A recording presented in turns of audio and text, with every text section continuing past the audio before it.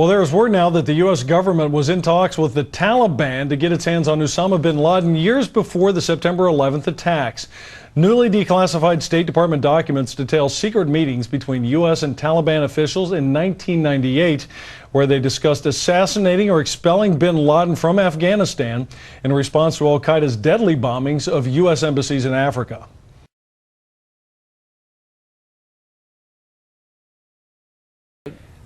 Wild falcons can sell for prices over $1 million. Now, tell us about, we all know that Bin Laden loves falconing. He loves hunting. So do these Arab sheikhs. Tell us about the camps that are set up in the middle of the desert sometimes by these Arab sheikhs.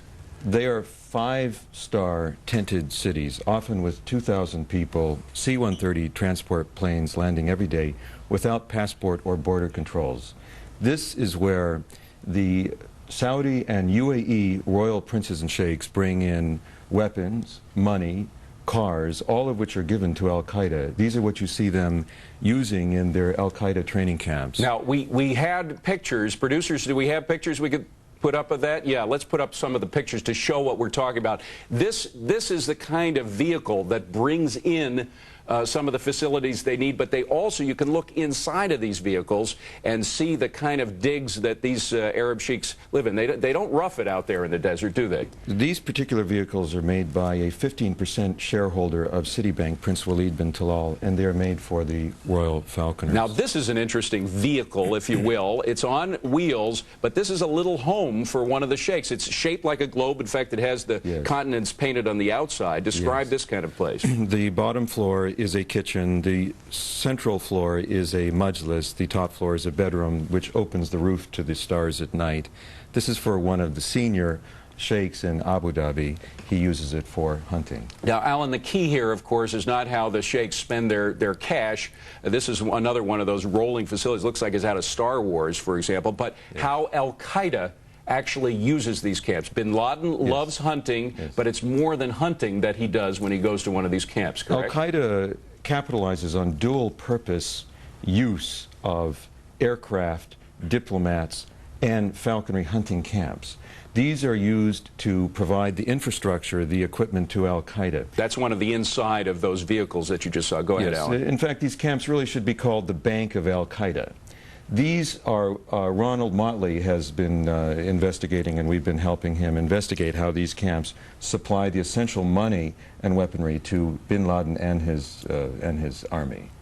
And General Vallely, we have you on as we continue to look at these pictures of the insides of some of these vehicles, because at one of these camps in 1999, we now know Gary Schroen, who was a top guy, CIA guy in Afghanistan, we had a bead on Bin Laden when he was in one of these camps, and we decided not to pull the trigger. Why not? Well, that's right, David. What we identified now and has been validated by Alan and his group is we thought these were all training camps, like basic training camps, but what we found out, they had other camps, which were these hunting camps, or which we now, Alan and I, call the money camps, where the transfer of arms, equipment, money flowed throughout the Al-Qaeda network just the same way they flowed the smuggled Falcons. But we didn't take out that camp. We knew about it, that particular money camp in Afghanistan, when Bin Laden was there with sheikhs from several different of the Middle East countries, particularly the United Arab Emirates. And the planes were flowing in and out, very elaborate, but we decided not to do that because we may jeopardize the lives of some of the other Arab sheiks that were in there supporting Bin Laden. Well, and this came at a very sensitive moment when we were going to be selling some F-16s to United Arab Emirates, one of whose sheiks happened to be in the camp. Well, that's correct. And wasn't Richard Clark involved somehow? Richard Clark was involved, and if you go back to the 9/11 Commission hearings, you'll find some excerpts in there. And this is the first time, David, that we've been able to bring this public. So to us, this is a very, very big story exposing the network, the smuggling ring, the web of terror that we've talked about in my book, Endgame. And so this ties it even together even further in more detail, how they flowed, again, money, weapons, equipment into the Al-Qaeda terrorist cells. Now, Alan, this is the first time you've gone public, at least on U.S. television. Yes. Aren't you in danger? I've had 9 bones broken. I've been kidnapped and politically imprisoned twice. my people have been brutalized and murdered. You say your people, the people who work with you in SaveTheFalcons.org. We have informants all across the Middle East and Central Asia, former Soviet countries, that give us information on this.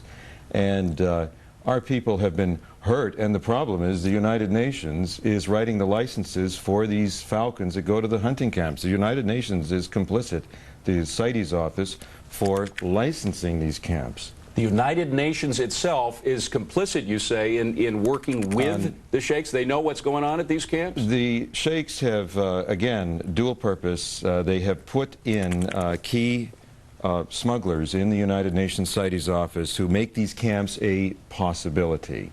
And we are trying to shut this down. I got to ask one final question. Is there anything we can do about these terror camps? Very kind of you to ask. On our website, people can sign the petitions. We're looking for 100,000 signatures to advocate Pele Amendment trade sanctions against the countries that smuggle falcons and that support these cartels.